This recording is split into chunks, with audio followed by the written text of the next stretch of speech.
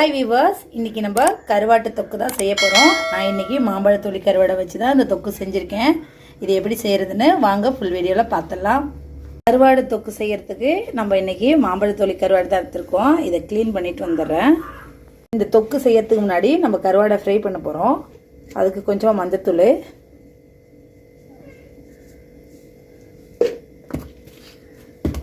மிளகாய்த்தூள், கொஞ்சமாக தனி மிளகாய்த்தூள் சேர்த்துக்கிறேன்.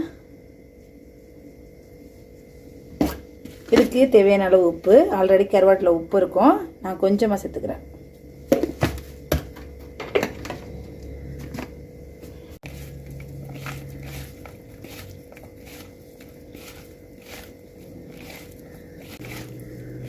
இதெல்லாம் நல்லா மிக்ஸ் பண்ணி விட்டுட்டு நம்ம எண்ணெயில் பொரிச்சு எடுத்துக்க போகிறோம்.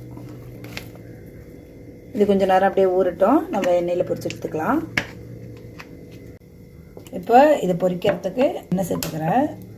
நான் நல்லெண்ணெய் தான் சேர்த்துக்கிறேன்.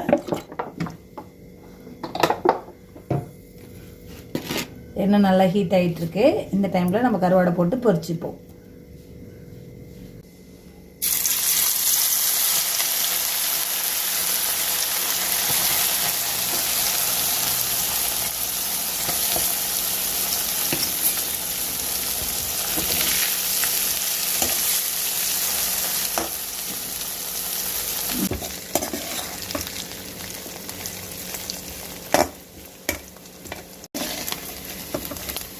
இது நல்லா ஃப்ரை ஆகிட்டு இதை ஒரு பிளேட்டில் எடுத்து வச்சுடுவோம்.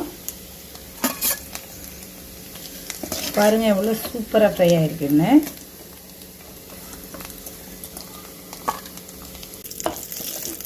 அவ்வளோதான், எல்லா கருவாடையும் பொரிச்சு எடுத்துட்டோம்.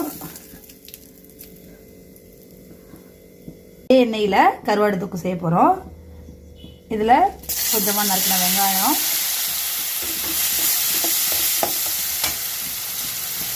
தக்காளி பழம்,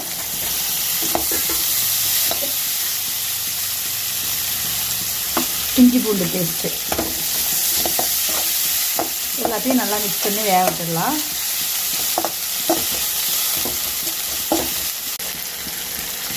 கொஞ்சமாக கருவேப்பிலை பட்டு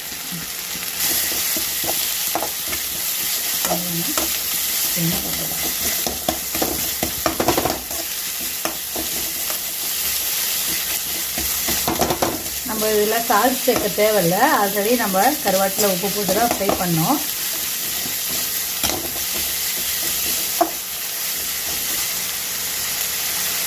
இப்போ ஃப்ரை பண்ண கருவாடு சேர்த்துக்கலாம்.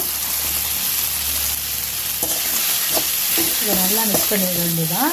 அவ்வளோதான், நம்மளோட கருவாட்டு தொக்கு சூப்பராக ரெடி ஆகிடுச்சு.